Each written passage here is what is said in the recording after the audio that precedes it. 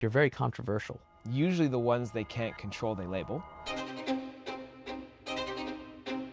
Your company helps people deprescribe from medications. Are you helping people get healthier or just creating more distrust in medicine?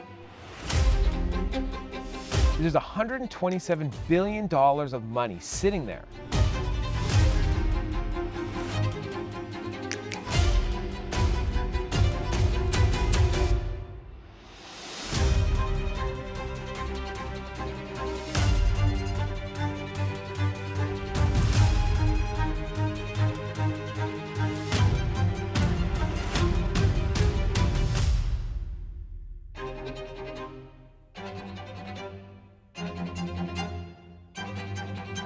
Are you trying to create a monopoly for conservatives? I think there are a lot of entrepreneurs that are just like total flakes and frauds. When you look at some of those hit pieces that did get written out about you. Well, so, all right, you want to open up that can of worms? I do.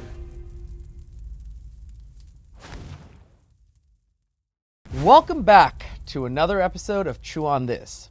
Today's a really special episode where we get to bring on someone that you haven't heard of. And even if you have, you definitely haven't seen him on Twitter, lurking on LinkedIn, and it's because he's been quietly building one of the most epic businesses and one of the most epic business empires that we're about to break down. He's built brands like the Wellness Company, 1775 Coffee. He's had an incredible family business that he's actually parted and chosen to create his own legacy after that. And we're going to be breaking down a lot of what he's learned. And without further ado, Foster, thank you so much for gracing Chew on This with your presence, with your learnings, and I'm so grateful that our audience gets to learn from you, gets to understand your story, who you are. Thanks for having me on today, Ron. I appreciate it. Of course, thanks for coming. Absolutely. My story. So I'm an entrepreneur, I think by heart.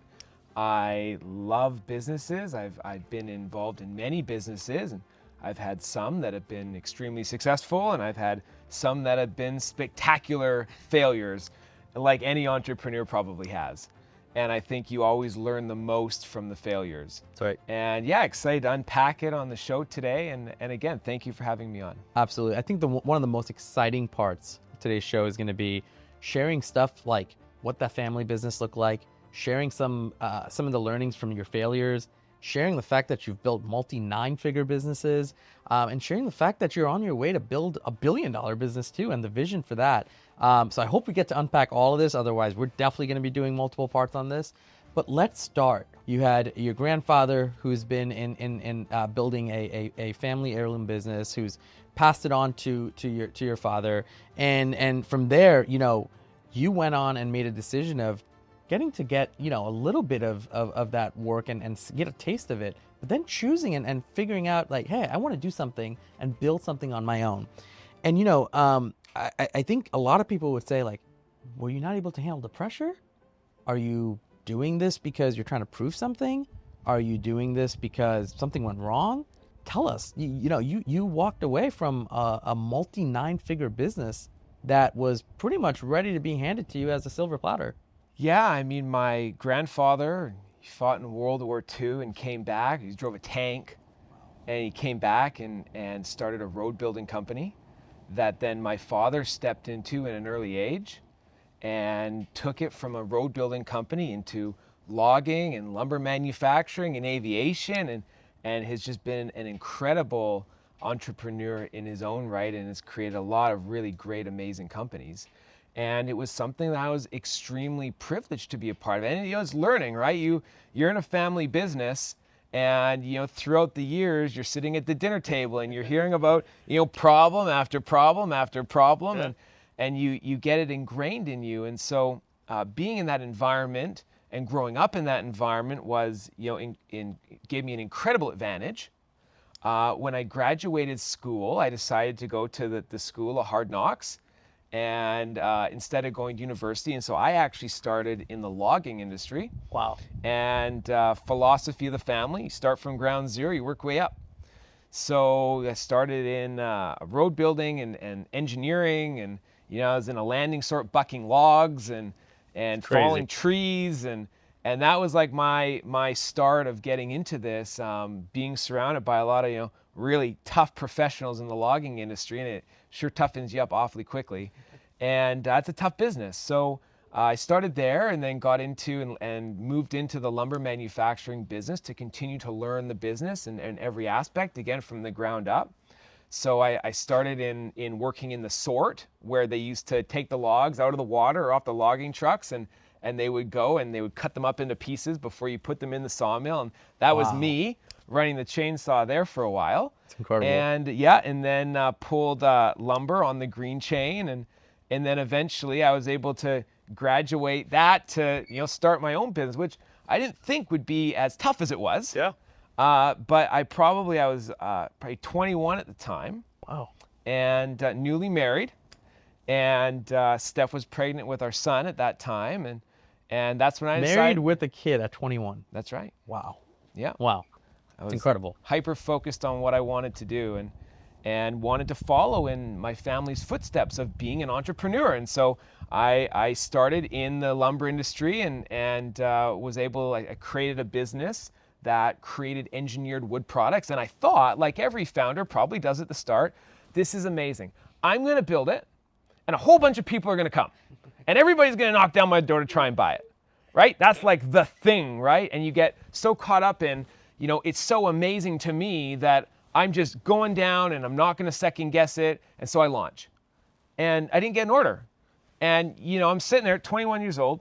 Of course, the philosophy of our family is figured out. And that's what we have to do. And so I'm sitting there like, oh, this is a problem I have. It was a multi-million-dollar investment. That was a gamble that was made on me. I launched this company, and I had a lot of employees in manufacturing, and I had a really cool product, but nobody's ever heard of it, and no one had ever bought it, and no one had ever made it. And I thought that I'd go down the traditional route of, you build it, they come, I'm going to go distributors. But like everything, the distributors, never hearing it before, didn't actually want it. Yep. So then I was like, oh, this is a problem. Mild panic sets in. I'm going to go to the retailers. I'm going to ask the retailers now, hey, like Home Depot, Lowe's, do you want to buy this? Like, this is really great. And they say, well, no customers are asking for it. And I'm like, well, that's a problem. So I'm like, oh, great. Now it's extra pressure. Yeah. So I ended up having to go to the architects, and I found out that there's building permits issued in every single city in every state in the US. And I did samples. And I sent little samples to every single architect on a building permit over $500,000. Thousands and thousands and thousands of samples I sent out. It was the only way I knew I was going to survive. Wow. And then architects started to spec it on projects. And so it went spec'd, and then the architect drawing went to the building store, and then the building store called the distributor. And then I ended up doing, Home Depot, Rona, Lowe's, all the big box stores, Menards, and it ended up that's actually what sold off the entire manufacturing division. Based on its success. So that was my intro to the world of it's not going to be handed to you. You need to try and figure it out. When you start to build something like this, and obviously you go down from needing to learn to then having to make mistakes and then scale, along that journey, right? Some may say, well, Foster, you were spoiled. I mean, at home you had your dad and you had the family business. Like, your propensity to make mistakes could make you feel a little bit more comfortable to make those mistakes because you're protected. I think when you grow up in an environment where you are allowed to fail and you're encouraged to fail and you're encouraged to break things, that just isn't even something that really enters your mind. Mm-hmm. Like even today with what I do and the constant bets that I take on different companies and investments that I'm doing, I don't really ever wonder if it's going to fail or what happens if it fails. Mm-hmm.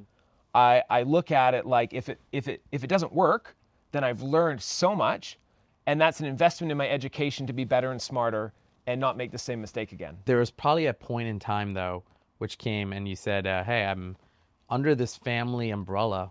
It's time to walk away, do my own thing. And I like to call this like the departure part, because I think this is the piece where I'm so curious about what was that conversation like? Were you at a dinner table, or what was that first point? And did your parents think you're crazy? Like, how did this go? Because you don't get to see too many cases where the silver platter is ready to go and someone says, I'm going to take a plastic plate and start all over.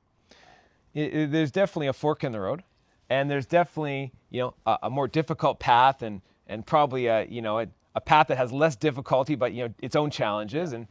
And I think for me, it was really amazing what our family business does today, because we help people. We help people because we're the largest aerial firefighting special mission company in the world. And our aircraft and our teams go in when bad things are happening and everybody's leaving. And it's incredibly proud to have that a part of my family history and something that I could have been a part of. But for my own journey, I wanted to make a different type of impact, and I needed to do it in my own way, on my own terms. And, it takes a lot of courage to do that, right? And you have to really be able to look at yourself in the mirror, I think, and have that conversation. I remember it like it was yesterday. It was in 2020, and the pandemic was happening, and I knew I wanted to help in a different type of way, because there were a lot of people that were stuck in the shadows. They were being shamed. They were being harassed because of decisions that they were going to make because of their body. And I knew that I wanted to be a force for good to try and help those people. And so I knew, I looked in the mirror, and I remember like it was yesterday, I had to ask myself, am I full of shit?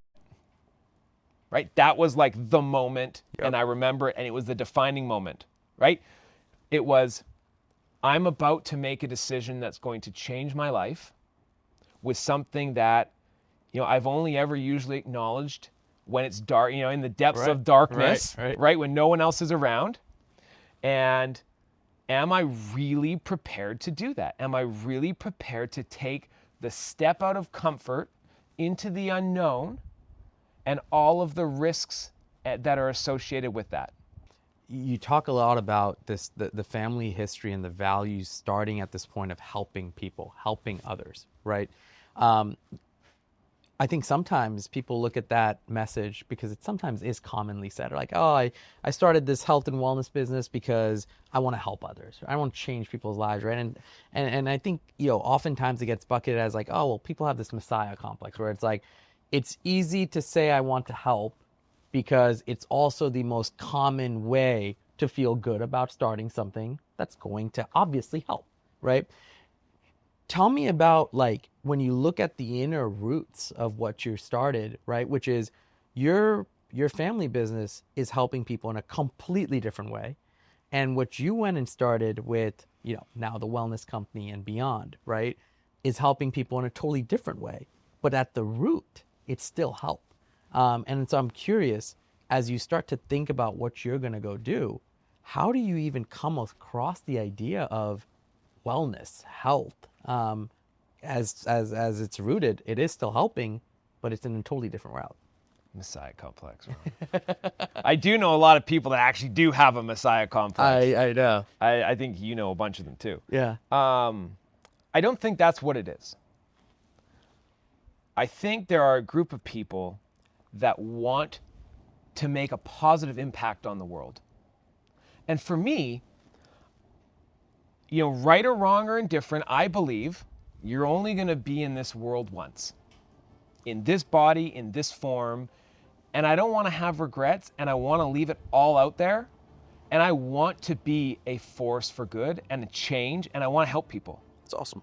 And that's really, really important for me. And I know that's easy to say when you have the success, and at least what other people define as success and goals and everything. And the cars and the house and the family, and right?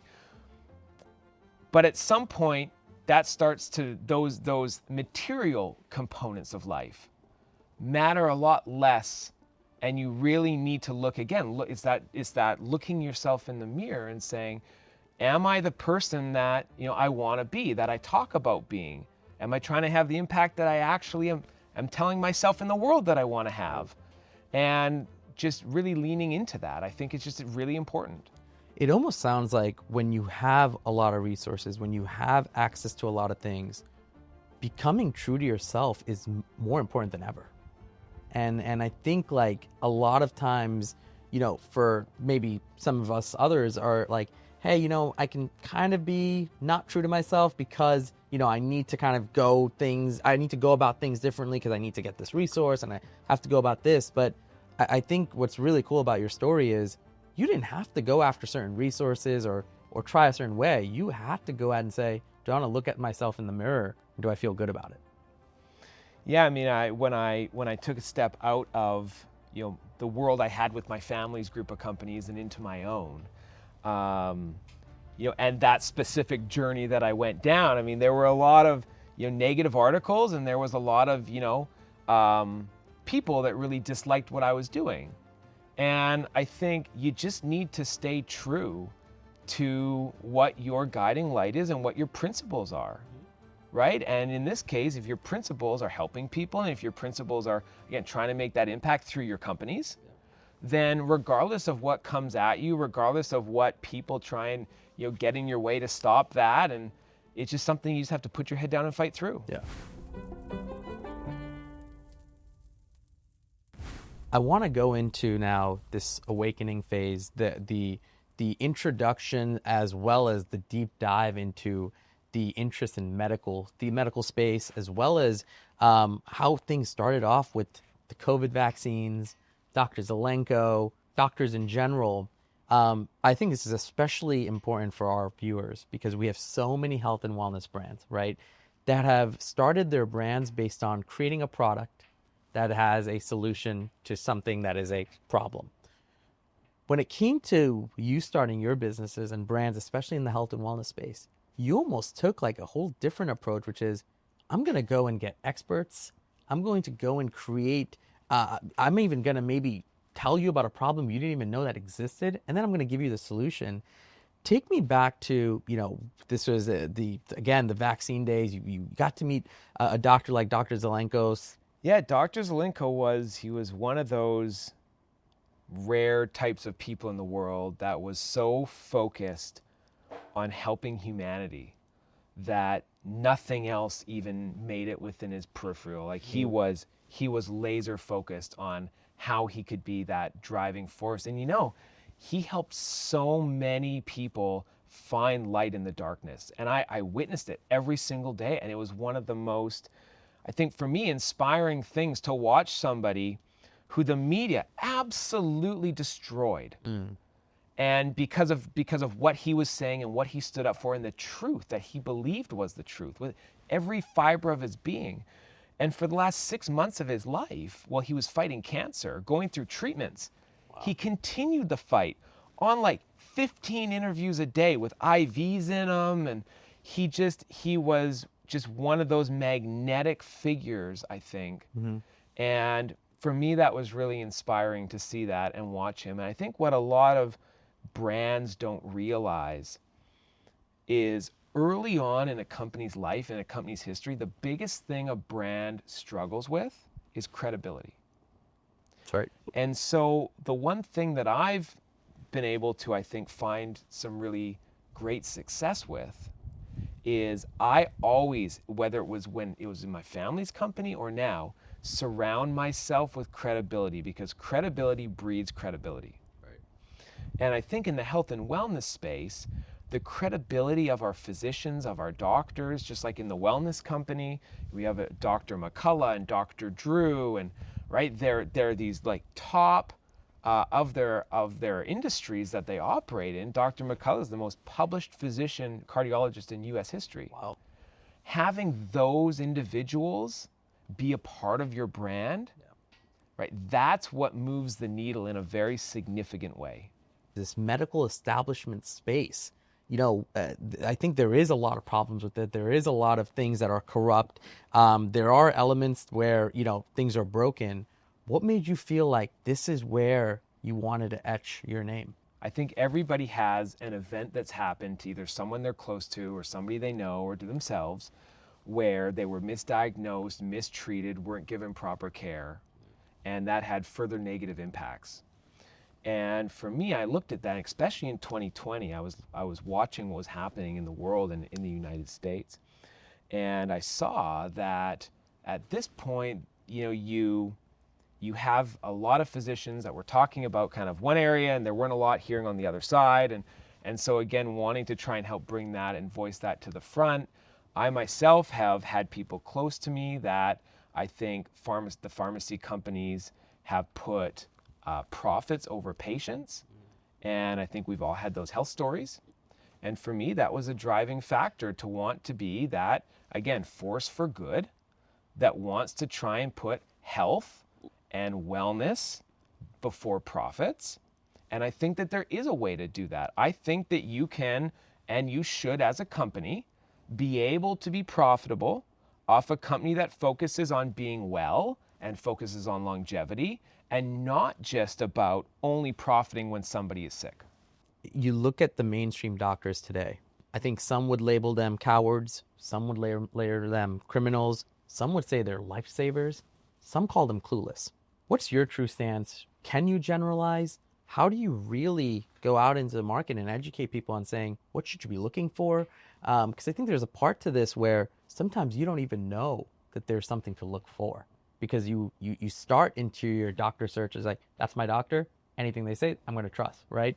I'm curious, where did your desire to even ask more questions, poke the bear a little bit more? I think you always need to question everything you're hearing from everybody. And, just because somebody is a doctor or a nurse or a lawyer or an accountant doesn't mean what they say is always factually 100% accurate and you take it at face value. And I think that we need to use technology around us. We need to use, multiple inputs from really great professionals. And we need to be able to find these ways to digest all of this information in order to find out how do you best treat yourself based on your own unique body and the things that you're trying to heal from or trying to better in yourself. And I think finding ways to bring that together is what's going to be key. And that's what we're very focused on right now, that individualized medicine. Taking that stance, though, does have some of its quote unquote cons, which is you can be labeled as you're very controversial, or you can be labeled as someone who can piss off the media, or you can be labeled as someone who's, this guy's too dangerous, like I don't know about trusting him. And then not only are you taking those labels, you're saying, hey, I'm also going to go and start companies where I'm going to supply products and incredible solutions and whatnot, no matter what people are saying about me here. Usually the ones they can't control, they label. And I think labeling somebody as dangerous, it's just, they're nervous, and that's kind of a fear-based approach because you can't control that individual. And what I have great pride and great joy in is that all of my companies are profitable. All of my companies create free cash flow, they're growing, they're profitable, and it's not because we outspend our competition. It goes back to what my grandfather used to say: we're going to outwork, we're going to outthink, and we're going to outsmart everybody around us. It's going to be sheer work ethic as to why we're going to be the best at what we do. When you look at some of those hit pieces that did get written out about you, those controversial takes, was there a time that you did get hurt? Ron, you never forget your first time. So, for me, right, you approach something in a way that I do think is pure. Yep. And I do think a lot of entrepreneurs, by the way, approach things in a pure way. And I think part of the problem when that happens is that you have these events that happen. And one of them for me, I remember some of the first negative articles that came out. People disagreed with my stance on life and what I was doing. Right. And they questioned that, and they can put their spin on it whatever way they want. You grow thick skin and you move on, and you realize that your companies talk for you. Yeah. And that the more successful your companies are, the more they're going to come. And the more they're going to try and hit and hammer and scratch, and you just gotta kind of grow through it. The fact that you came from an incredible family business, chose to forge your own path, right? That path clearly had elements that required controversial standpoints, really believing in yourself. You've now turned that into multiple businesses, multiple ones that have accumulated to over 9 figures in revenue. At this point, most people, they're off to buying some yachts. They start playing golf 3 to 4 times a week instead of just 1 to 2 times a week. They're usually taking 6 months off in a year.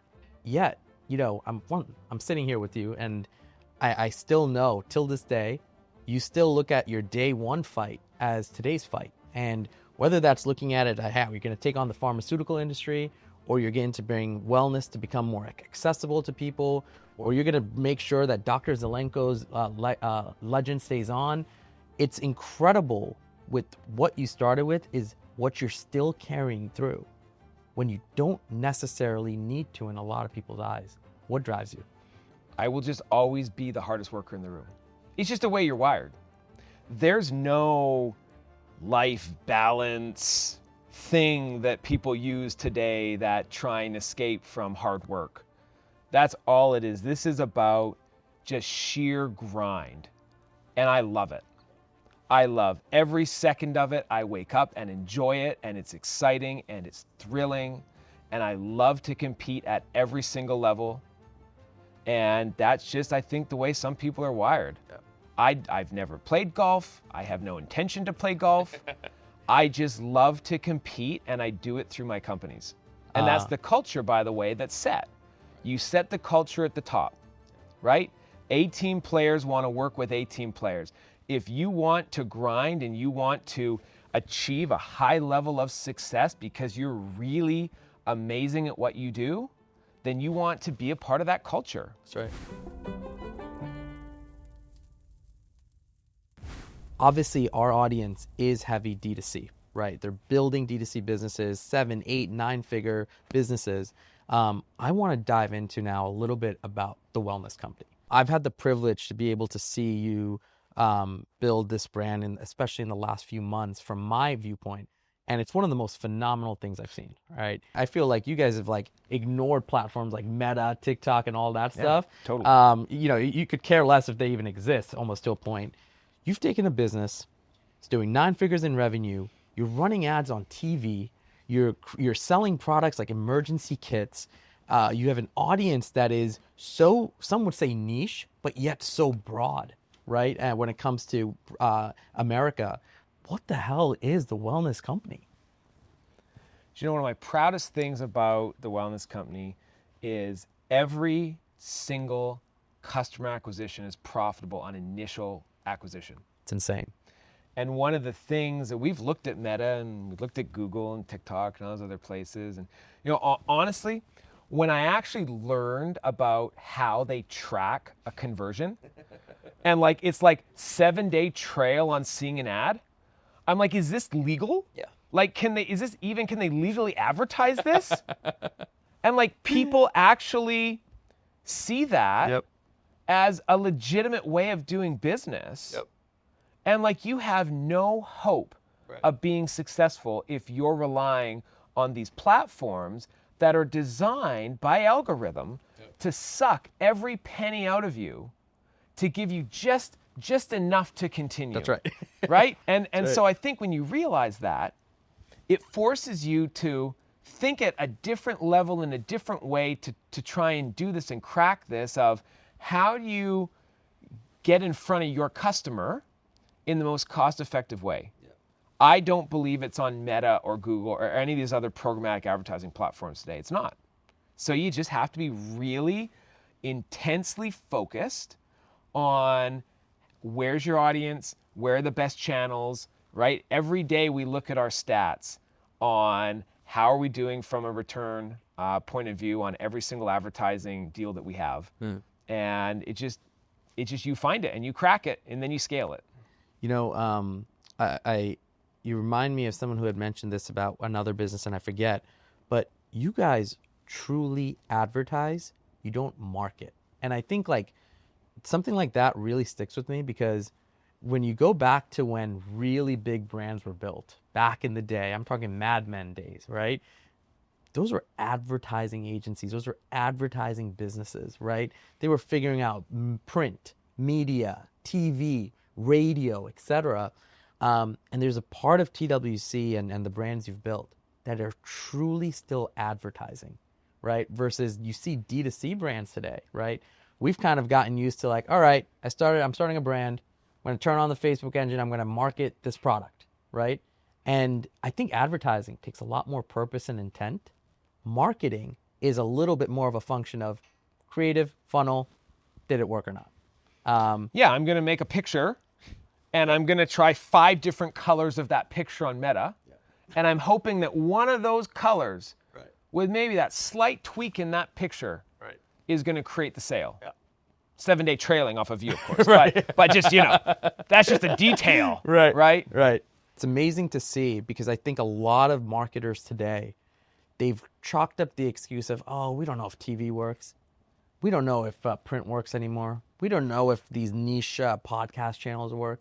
The truth is, they actually don't have exposure to want to learn how to advertise because they're too busy marketing. Well, and because they're lazy. Yeah.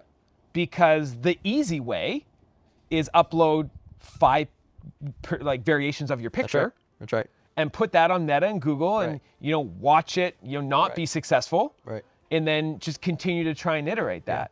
Yeah. Right? It's thinking outside the box is not an easy thing, or else everybody would do it, of course, right? Trying these different, more cumbersome marketing verticals like TV. Right. If it was easy, everybody would do it. And I think that's where people are getting it wrong. Yeah. We live in a world where everybody wants instant gratification, right? Think you guys know what I'm talking about. Yeah. Everybody wants instant gratification. And what does programmatic advertising give you? Instant gratification. That's right. You can upload a picture. That's right. And in 30 seconds, you can turn it on, and you can spend $1, and you can watch your money get burnt. Literally. And you can watch impressions, and people come to your website, and that is instant gratification. That's right. These other marketing channels, like direct mail, great channel. We're a major spender on TV now. Great marketing vertical for us. Yep. But it's hard. Right. It's hard. You got to film commercials and you book your spots and then measure from there. It's very difficult, much more difficult to measure success from an ad. That's right. But there are a lot of great ways to do it and technologies to do it. Right.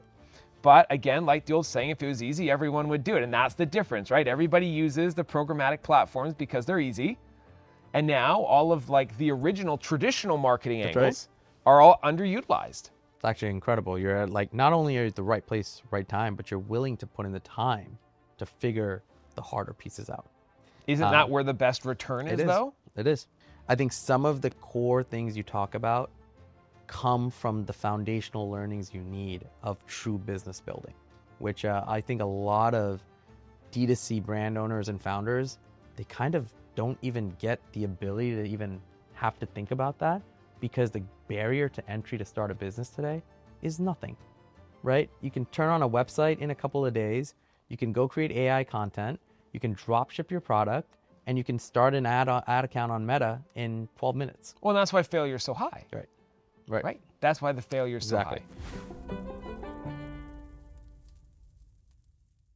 When I had mentioned on my Twitter that I'm coming to Vancouver, and I got a question that was interesting. I said, your company helps people deprescribe from medications. Are you helping people get healthier or just creating more distrust in medicine? I think what we're doing is actually trying to build trust back in medicine, because I think for a large population of the country, there was a lot of trust lost between the doctor-patient relationship during COVID. And I think our group of doctors that we have are some of the most amazing people I've met, both on our chief medical board and our physical doctors providing the actual service to our patients. Yep. And I think it just comes down to having those voices and those people putting forth what's best for the customer, not what's best for the bottom line. Right? That's why it's not always about prescribing drugs. Drugs aren't always the answer. There are a tremendous amount of natural products that can also create such a large impact in somebody's life. Then take me to now that long-term vision, right? Where does this end? Are you going IPO one day, or do you just want to destroy the current medical system? Or do you want to just profit from the people who also equally hate parts of it? What does IPO stand for? I'm just kidding. Sell out? No. No, look, I think, I don't know where it goes. I don't know where the finish line is. I don't approach things to try and have a finish line in sight. That's just not the way I operate. I have a bunch of really great businesses that are all doing great things, and they're scaling at, I think, a very aggressive rate, profitably, which is very important. And it's just about continuing to do that because it's so enjoyable. right? I just enjoy it. If I didn't have my companies, I don't know what I would do. Like for me, it's my hobby, it's my passion, and it's the world that I love to be in and that I've created. Some would say, you're building multiple companies, health, media, food. Are you trying to create a monopoly for conservatives? I mean, I wonder if that's possible even. What is a conservative even? I I don't even know what a conservative is. Are you the closest to it? I don't know. I believe in free speech, so I don't know. Fair enough. No, look, I think there's a large audience out there and a large swath of the population that want companies that are authentic. And they want companies that will not be swayed by popular opinion and rainbow colors and, like Jaguar, right? And Bud Light and, throwing, whatever they threw on their can. I don't even know what that is, right? Like they're swayed by politics. And that's not genuine. And so for me, I've never changed my approach. I've never changed my stance on things. I'm, proudly, I guess, if you believe in, free speech and, it's your body, your choice, and, you shouldn't be forced what you want to do to your body, right? Like if those make me conservative, then I guess I am. And that's what my companies are going to fight for. If you succeed completely, what does the world really look like? Is everyone drinking your coffee?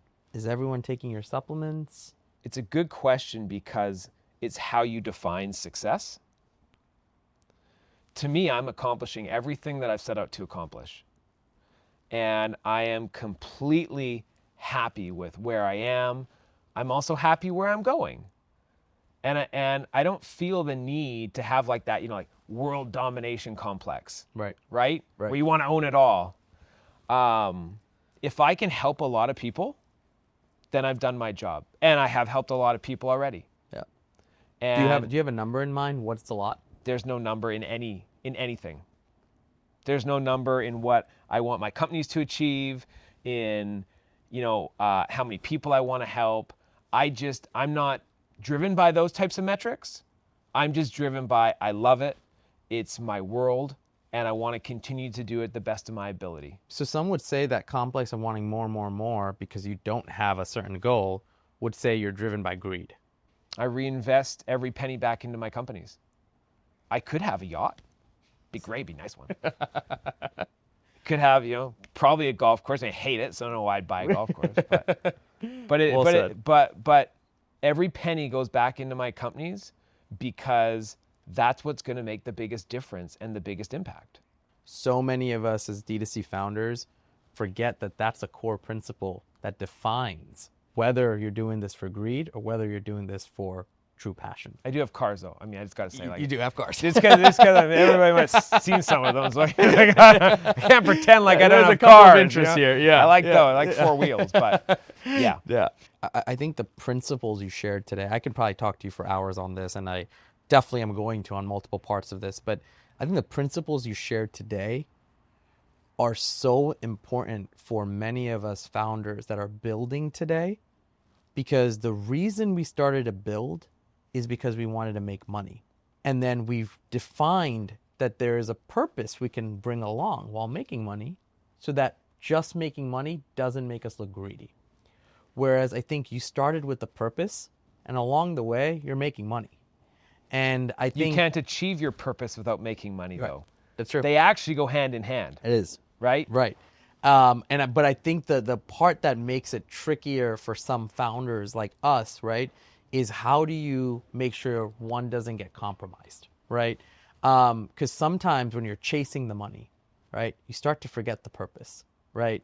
Or if you chase the purpose too hard, right, you forget that you also need to make money, right? And that's why sometimes you end up saying, hey, well, let's overspend to acquire customers because I want to get the product to everybody and change lives. Well, you can't afford to acquire more customers, right? So you have to understand. Right. So thank you for sharing everything you have. It is going to be an invaluable episode for people to learn.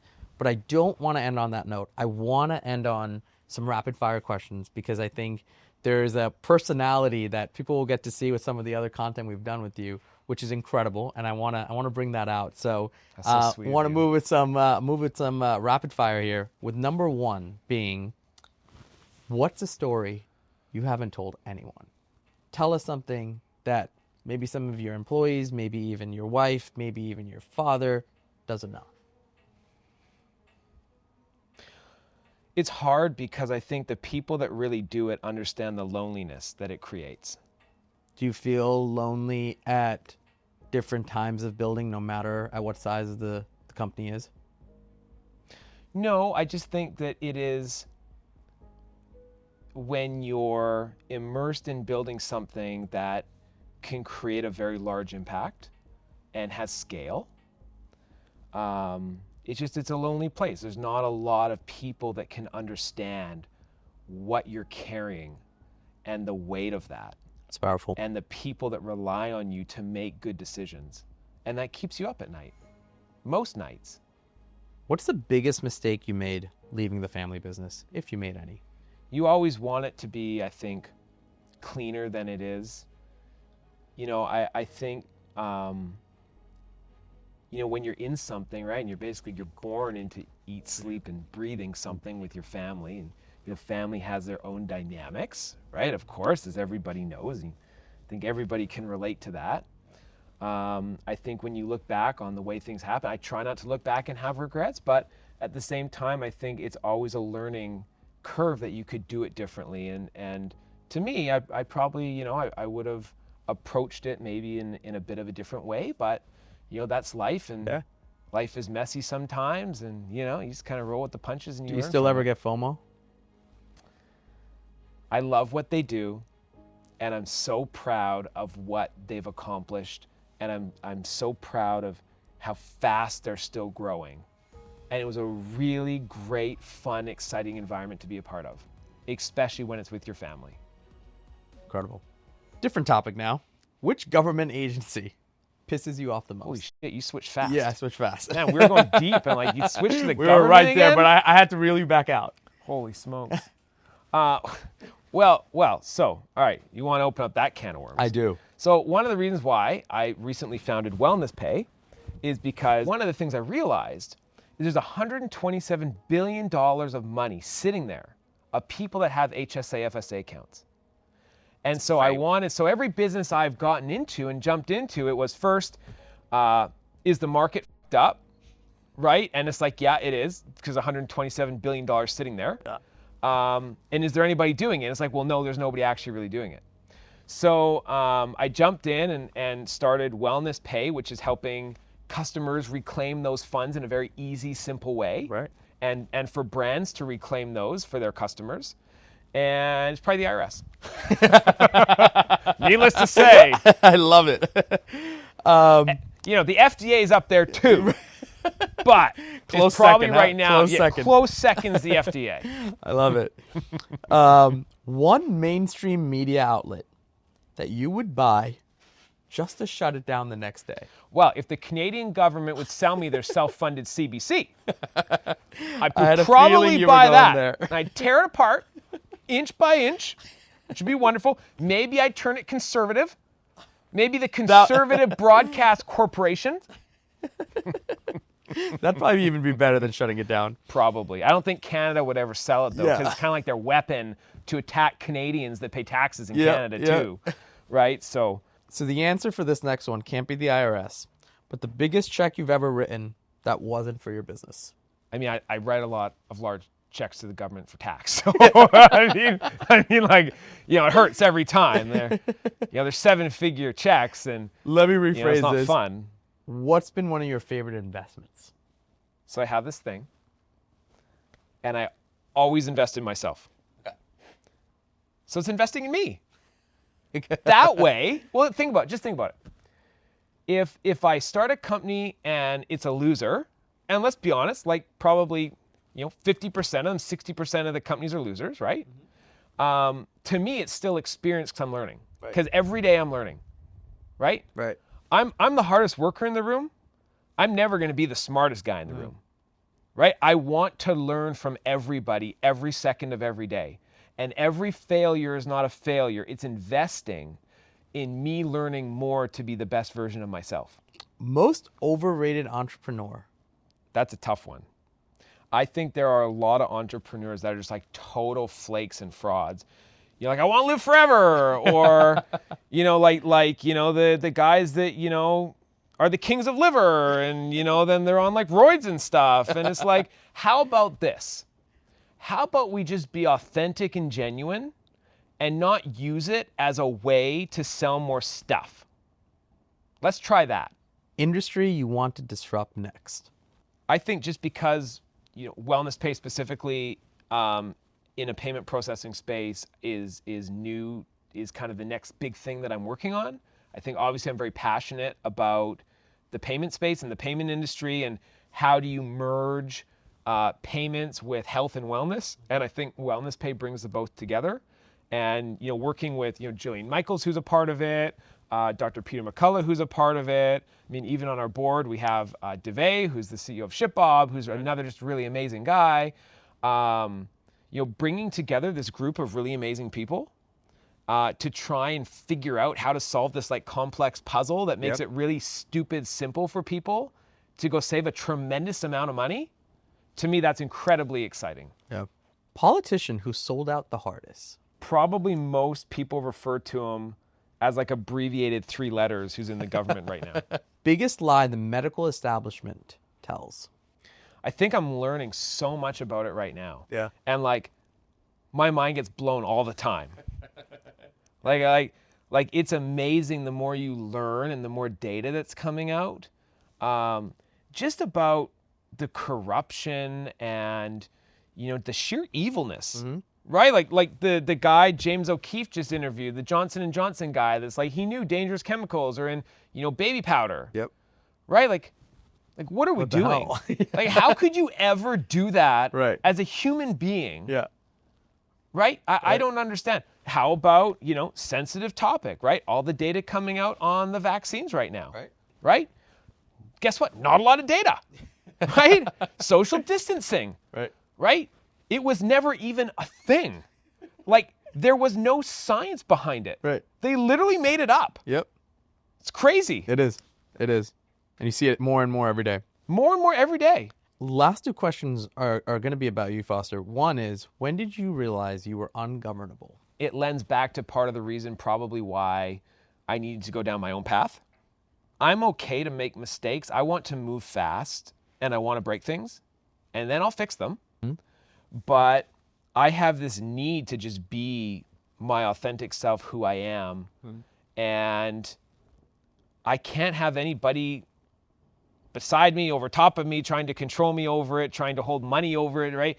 And so I think over the last few years, it's become more apparent to me that it's very important that I'm able to just be who I want to be, because I'm not always going to make the best decisions for the bottom line, and I don't. Right. There's lots of decisions I make that are not in the best interest of the bottom line. And I'm never going to want to have to ask somebody if that's okay or not.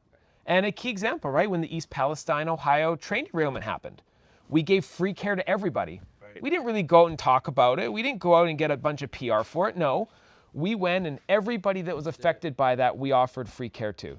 The Hawaii fires happened. We bought hundreds and hundreds of pallets of water, and we were helping people on the ground with hydration because they were running out of water, right? Clean water. The government wasn't there. Where was FEMA? Right? FEMA wasn't at East Palestine. FEMA wasn't in Ohio. FEMA wasn't in, the even recent the LA fires, yeah. Right. Like, so for me, that's the thing why. Yeah. Because I'm not always going to make the best decision. Yeah. Right? No. It's not. I'm okay to lose money for the right thing. I love that.